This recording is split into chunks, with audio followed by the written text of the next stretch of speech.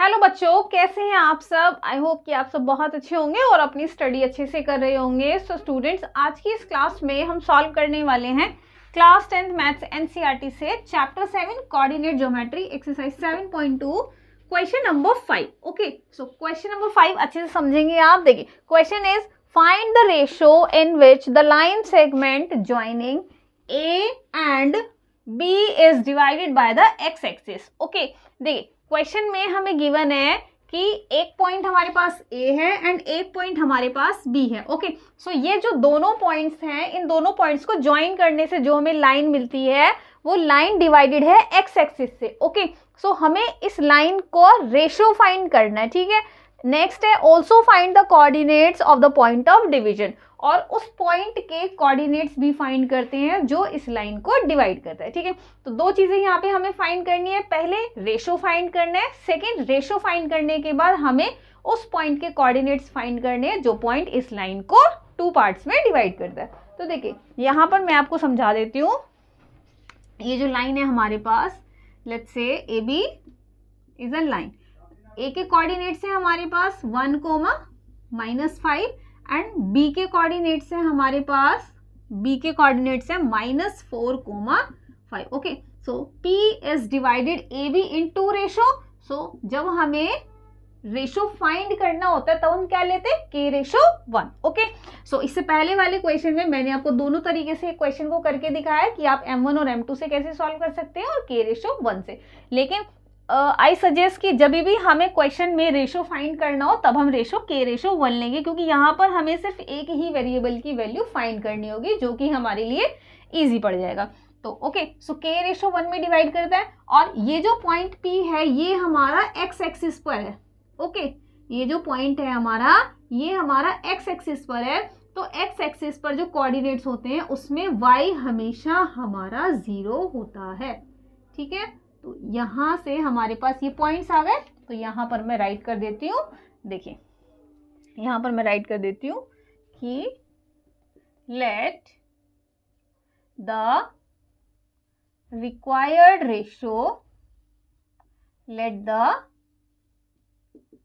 Required ratio be K/1 and P is the point on x-axis.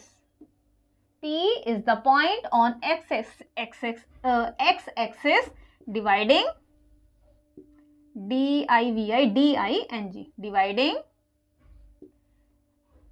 line segment, joining line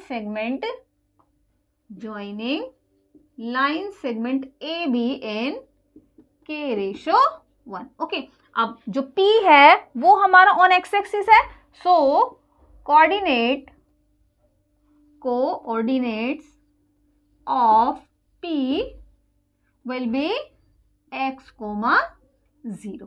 ठीक है, अब इसे सॉल्व करेंगे using section formula. So by section formula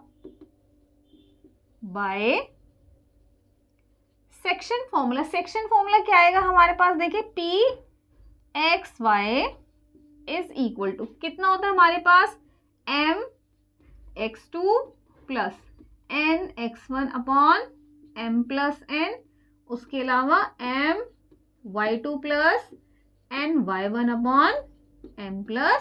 ठीक है, यहाँ पर हमें अब वैल्यूज को पुट करना है। तो वैल्यूज को कैसे हम पुट करेंगे, देखिए यहाँ पर हमारे पास क्या है, कोऑर्डिनेट्स राइट करेंगे।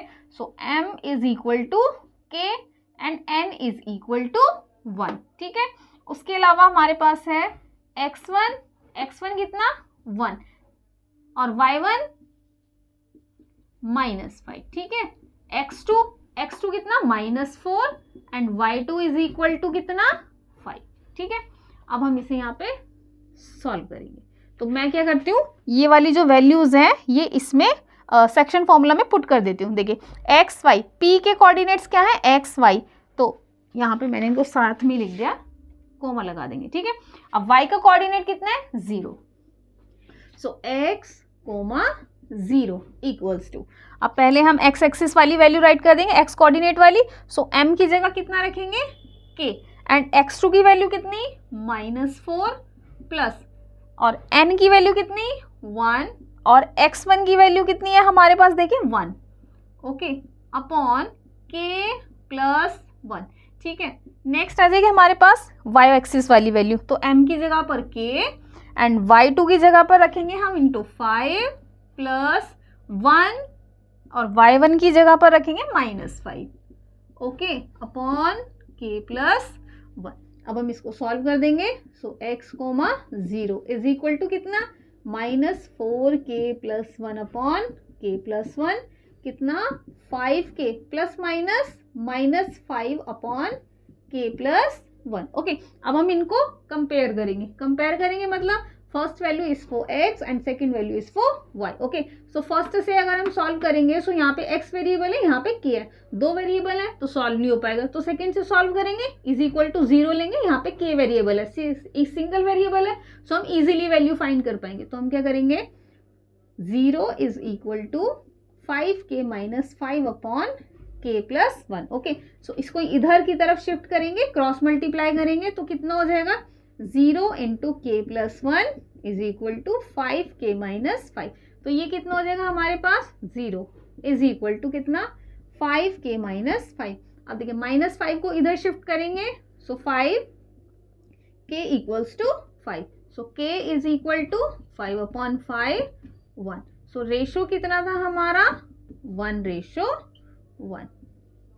तो यहाँ पे मैं राइट कर देती हूँ रिक्वायर्ड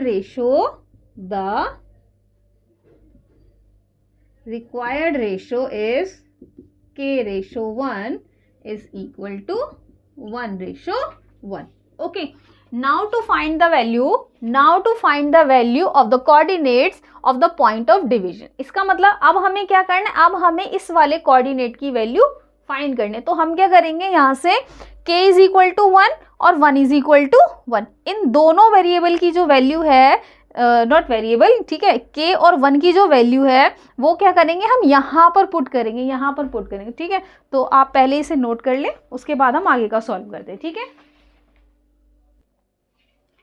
देखिए उसके आगे से आपको सॉल्व करना है, जो यहाँ तक लिखा था ना उसके आगे से आपको सॉल्व करना है। The point of division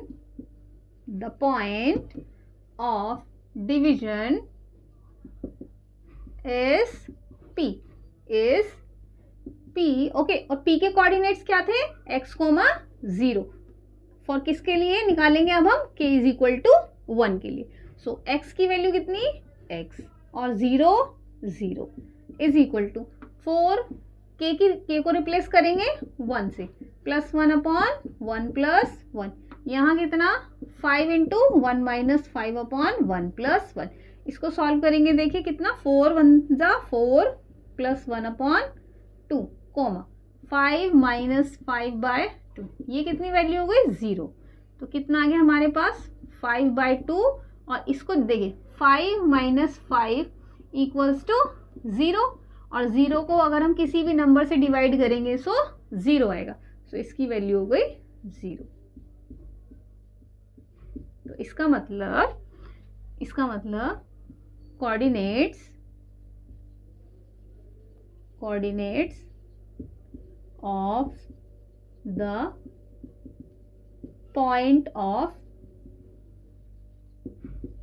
division is कितना 5/2,